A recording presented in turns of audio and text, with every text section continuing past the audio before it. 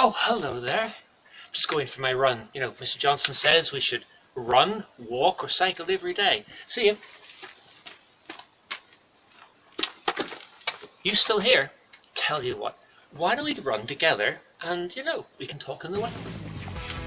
I read on the BBC website recently that some medics have said that people should prepare to fight coronavirus as they would prepare for surgery, by staying fit and healthy. That makes sense to me. The Bible uses running as a metaphor about keeping going right to the end.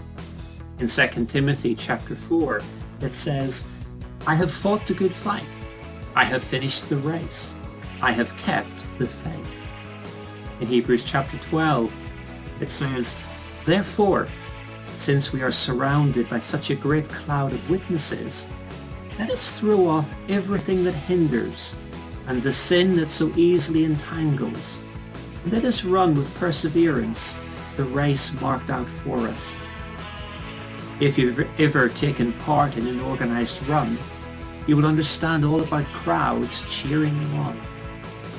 The great thing about going for a run is that you can set your own pace and your own distance. Doesn't matter if you run round the block, or you manage a mile, or even 3. It's getting out there that does you good. Anyone know where we are now?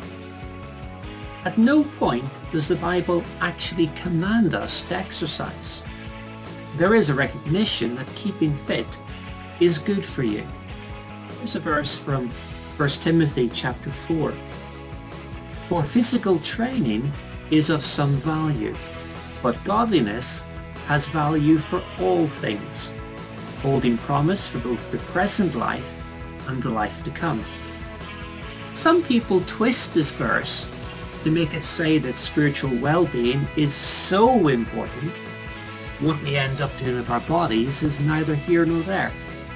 Yet the heart of the Christian message is that God, who is Spirit, came down and dwelt among us, clothing himself in flesh and blood. And think for a moment about all the walking Jesus must have done. We know from the Bible that he repeatedly moved between Jerusalem and Galilee. That's about 80 miles or 3 days by foot. No buses, no trains. Hold on, my friends are coming up just now.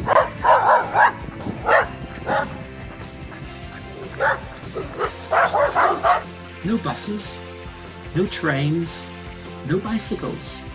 There were pack animals, of course, but the only time we hear of Jesus on a donkey was the triumphal entry. My conclusion from this is that Jesus was very, very fit. A lot of people find that the more they run, the easier it gets. Anyone know where we are now? The Bible develops this idea of training as a metaphor for the spiritual life. Here's 1 Corinthians chapter 9. "Do you not know that in a race all the runners run, but only one gets the prize? Run in such a way as to get the prize. Everyone who competes in the games goes into strict training. Therefore, I do not run like someone running aimlessly." A runner needs to think about a range of factors: diet, footwear, hydration, route, sleep. In the same way, the Christian believer shouldn't run aimlessly. There are disciplines that he or she will want to cultivate: prayer, self-restraint, a diet rich in the Bible, a generous nature, contemplation, and the list goes on.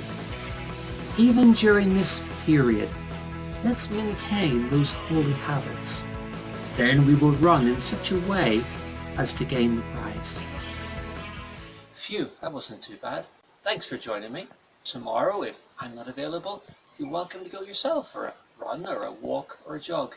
It's good for our mental health as well as everything else. One last thought then. Do you know who was the fastest man alive? Adam, because he was first in the human race.